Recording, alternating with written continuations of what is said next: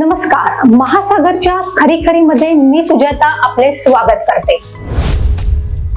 अखिल भारताचे सर्वाधिक लोकसंग्रह असलेले नेते शरदचंद्र पवार यांच्या बरोबर त्यांच्याच सख्या भावाच्या पुत्राने म्हणजेच शरदराव यांच्या पुतण्याने उभा दावा मांडला होता.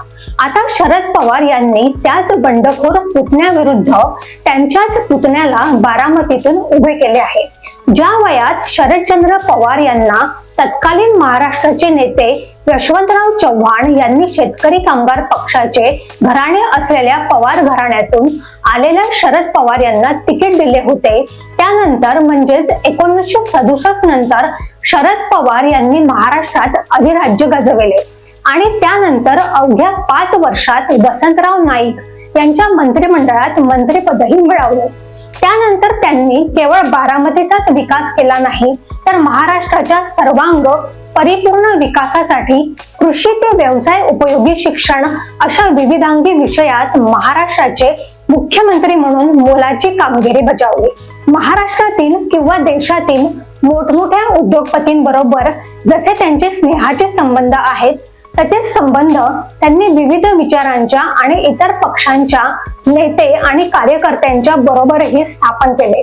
त्यामुळेच पुढील दशकात महाराष्ट्राचे मुख्यमंत्री म्हणून त्यांनी शपथ घेतली. अशा शरदचंद्र पवार साहेबांच्या नेतृत्वाला आव्हान दिल्यामुळे लोकसभेच्या निवडणुकीत पुतणे दादासाहेबांच्या घड्याळात 10 ऐवजी चक्क कडकडीत 12च वाजले. केवळ एकमात्र तटकरे स्वबळावर निवडून आले. हाच काय तो दिलासा. वय कितीही असले तरी मोठे पवार साहेब आजही तितक्याच तडफदारपणे कार्यरत आहेत. याचा धसका घेऊन अजितरावांनी आपण सुद्धा विजित राहू शकतो असा विचार करून 40च्या आसपास काकांचे शिलेदार सोबत घेऊन 5व्यांदा उपमुख्यमंत्री बनले. एवढे सगळे करूनही त्यांच्या पदामागील उप अजून काही जायला तयारच नाही.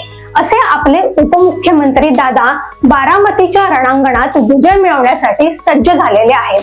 त्यांच्या विरुद्ध त्यांच्या सख्या भावाचा मुलगा म्हणजेच त्यांचा पुतण्या म्हणजेच मोठ्या साहेबांचा नातू मोठ्या पवार साहेबांच्या पक्षाकडून उभा आहे. या पुतण्याचं नाव युगेंद्र आहे. आजोबांचे नाव शरदचंद्र असल्याने त्यांच्या नावात चंद्र आहे, तर युगेंद्र यांच्या नावात इंद्र आहे. आता हे इंद्र आणि चंद्र मिळून दादा नामक ग्रहाला ग्रहण लावण्यासाठी सज्ज झालेले आहेत. असे म्हणतात की युगेंद्रला आपल्या विरुद्ध उभे करू नये म्हणून युगेंद्रच्या सख्या आजीने सांगितले होते, असे त्याच्या सख्या काकांचे म्हणणे आपल्या दादांचे म्हणणे आहे. पण तिकडे अजितरावांचे सख्खे भाऊ श्रीनिवास पवार यांनी आपल्या आईबाबत जे वक्तव्य दादांनी केले आहे ते दादांत खोटे आहे असा खुलासा केला आहे. एकूण परिस्थितीत परवा अजितदादांनी बारामतीत सभा घेऊन भाऊबंदकीवर टीका केलेली आहे. आपण चूक केली हे मान्य करून निदान मोठ्या साहेबांनी ही चूक करू नये असे आवाहन त्यांनी केले आहे.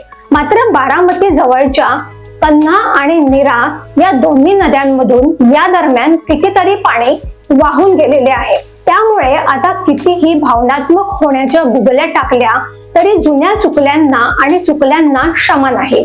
हेच आता बड्या साहेबांनी न बोलता प्रत्यक्ष कृती करून ठासून टाकले आहे. त्यातच आज सुप्रिया सुळे म्हणाल्या की पहिली निवडणूक मी वडिलांच्या आशीर्वादाने जिंकले. त्याचप्रमाणे युगेंद्रही त्यांची पहिली निवडणूक आजोबांच्या आशीर्वादाने जिंकण्यासाठी सज्ज आहेत. आयुष्यभर घरातील राजकारणाचा अनुभव घेतलेल्या युगेंद्रांना राजकारण कसे करावे, मतदारांना कसे सांभाळावे याची उपजतच जाण आहे. अर्थात असे त्यांच्या वक्तृत्व आणि वक्तव्यावरून वाटते.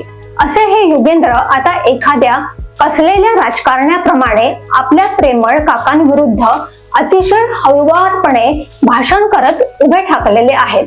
किंबहुना युगेंद्र यांच्या आवरणाखाली खुद्द मोठे पवार साहेबच निवडणुकीच्या रिंगणात उतरलेले दिसतात. म्हणजे मधले पवार विरुद्ध छोटे पवार व्हाया मोठे पवार अशी ही पवारांच्या बारामतीची निवडणूक आहे. इथे लेखन सीमा. अशाच घडामोडींसाठी बघत राहा महासागर. अजूनही तुम्ही आमच्या चॅनलला सबस्क्राईब केलं नसेल तर लगेच सबस्क्राईब करा, लाईक करा आणि बघत राहा महासागर. नमस्कार.